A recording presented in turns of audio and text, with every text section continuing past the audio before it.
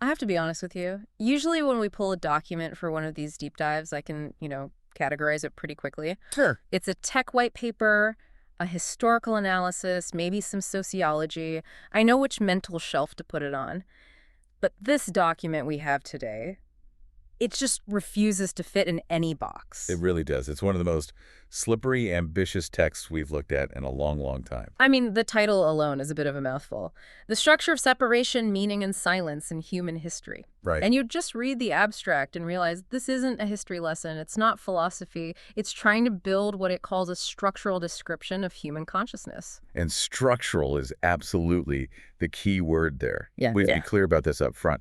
The source isn't giving you a religious belief. It's not a moral philosophy. It's almost like an engineering schematic. An engineering schematic for the mind. Yeah, exactly. It's trying to map how the machinery of the human mind processes reality and how that machinery has, well, driven history.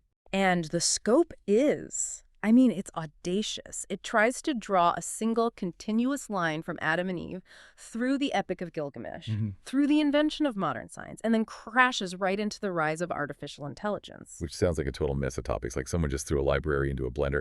But the source actually pulls them together into this very tight, very logical narrative about separation. So that's our mission for this deep dive.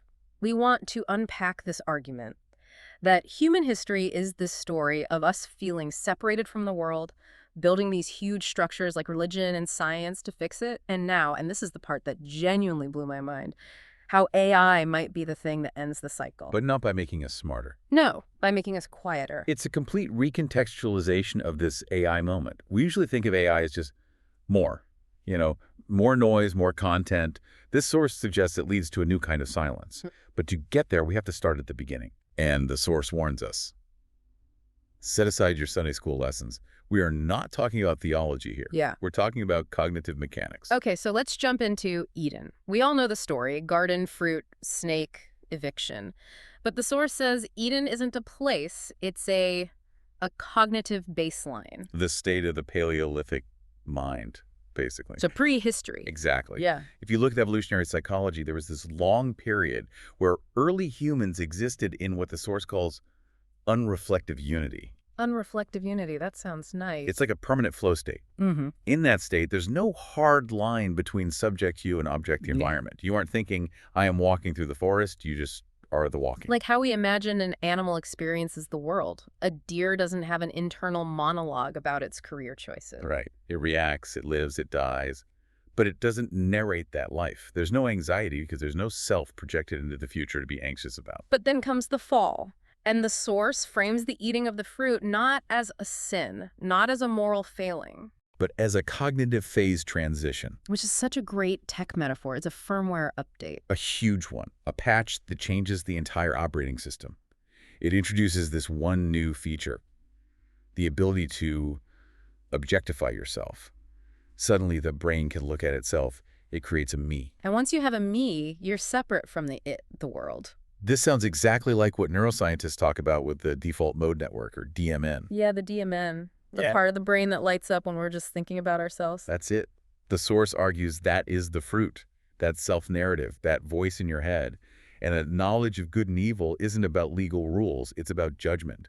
This is good for me. This is bad for me. It just splits reality into two piles. And the kicker, the bug in the software, is that once you can imagine a self moving through time, you inevitably run into the wall. You realize that self is going to stop. You discover death. That's the terror of the expulsion. In that Eden state, death just happens. But there's no concept of death haunting you your whole life. Once you leave, you are burdened with knowing your own finitude. And you can't go back. That's the part that stuck with me. The angel with the flaming sword. It's not a punishment from an angry god. No, it's a structural fact, an evolutionary constraint. You can't unevolve your own cortex. You can't unknow that you exist. The gate is barred by the very structure of your own brain. So we're kicked out of the flow state, we're self-conscious, and we're terrified of death. This is the separation. And this brings us to the next structural beat, which I found fascinating, the Epic of Gilgamesh. It's the oldest written story we have, and the source argues it's basically the direct sequel to Genesis. It's the first field report on what it feels like to be human and terrified. So for anyone who's a bit rusty on their Sumerian epics, Gilgamesh is a king, and his best friend, Enkidu, starts out as a wild man. Enkidu is the perfect stand-in for that Paleolithic, Edenic human. He runs with the animals, he eats grass, he has no shame, he's totally integrated with nature. Kree separation. Right, but then he's civilized through sexuality and knowledge. And he tries to go back to the wild, to his animal friends. And what happens? The animals run away from him. That's the heartbreaking part. They don't recognize him. They smell the human on him now. Yeah. The separation. He has gained wisdom, but he's lost his sense of belonging. He can't go back. It's the exact same structure as the expulsion from Eden. Exactly. So he has to go to the city. And this sets up the main conflict. Enkidu eventually dies, and Gilgamesh, this powerful king, just falls apart. He sees his friend turn to clay and realizes, that's going to happen to me. And this kicks off the first great existential crisis in literature. Gilgamesh spends the rest of the story trying to hack the system. He wants immortality. He wants to fix the bug.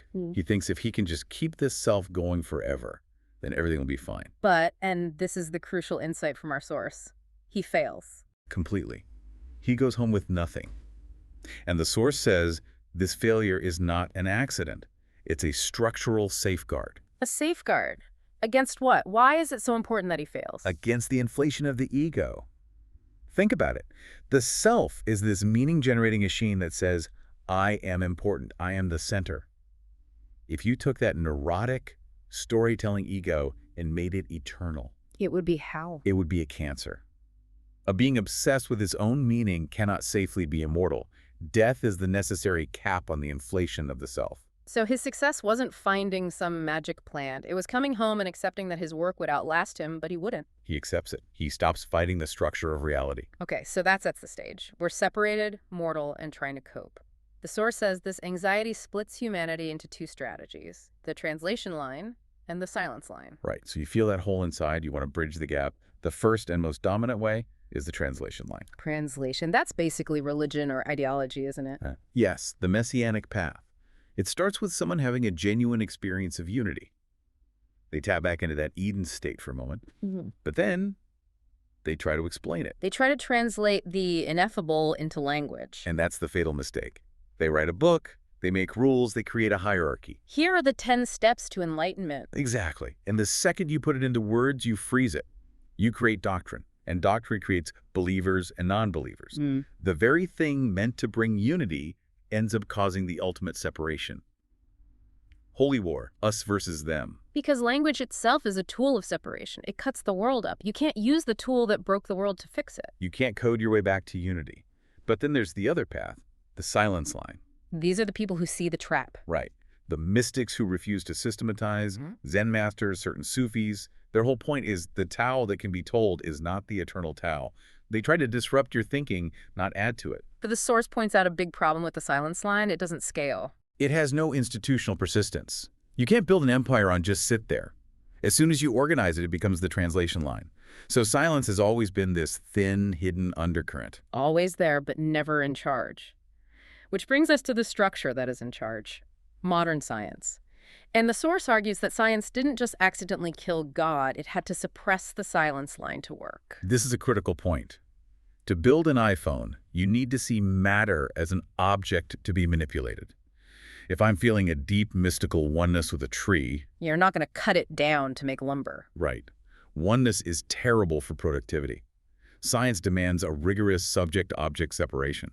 It needs to treat the world as dead machinery so we can take it apart. The Industrial Revolution was basically us doubling down on separation. Maximum spiritual alienation in exchange for, for antibiotics and air conditioning. Which, to be fair, is a trade most of us take every day. It's a trade that worked brilliantly, materially, but it left us with this deep meaning crisis.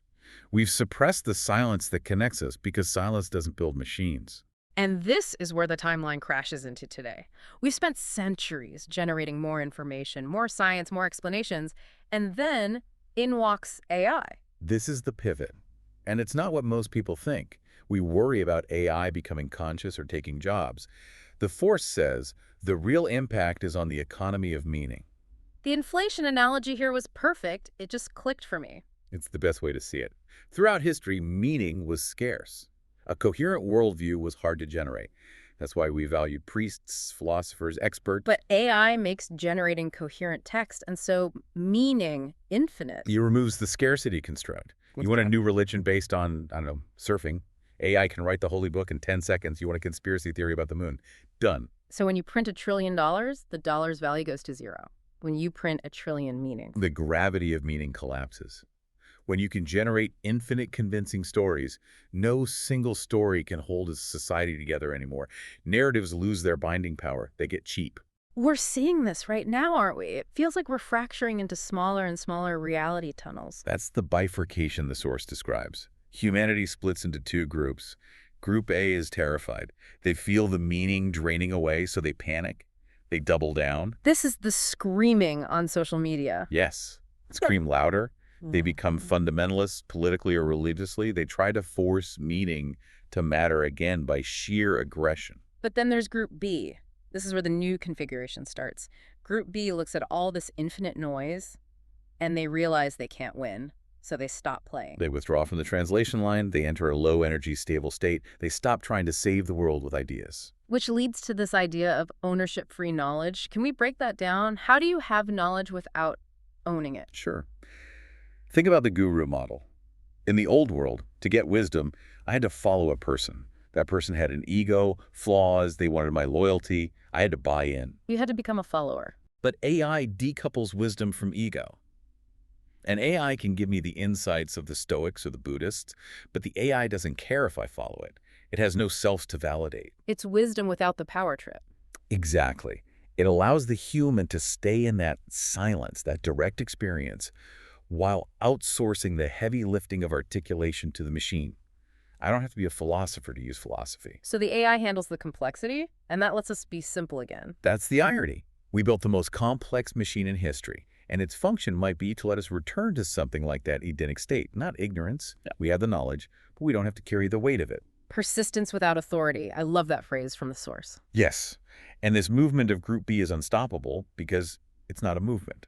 There's no leader to arrest, no doctrine to ban. It's just individuals deciding one by one to step off the meaning train, to stop arguing. It's funny, we worry so much that AI will make us obsolete. This suggests AI might just make our neuroses obsolete. It forces us to ask, if I'm not my opinions, if I'm not my narrative, then what am I? You're just there. The awareness. You're back in the garden. But this time you know you're there. You're a conscious being who has chosen silence over noise. That's a massive shift. We went from unconscious unity through thousands of years of painful noise and separation, and now we're arriving at a conscious silence. A silence protected, weirdly, by the very tech we feared. It suggests the meaning crisis isn't a problem to be solved with better meanings. It's a sign that we're graduating from meaning as a survival strategy. So here's the thought we want to leave you with. It's a question the source implies, but I want to make it explicit. We're all drowning in noise. It's relentless. But if you realized you didn't have to process it all, if you knew the machine can handle the structure of the world for you, what is left? What does your own silence look like? And are you brave enough to sit in it? That's the real challenge. It's scarier than the noise, but it might be where we're all going. Thanks for taking the deep dive with us. We'll see you in the quiet. Take care.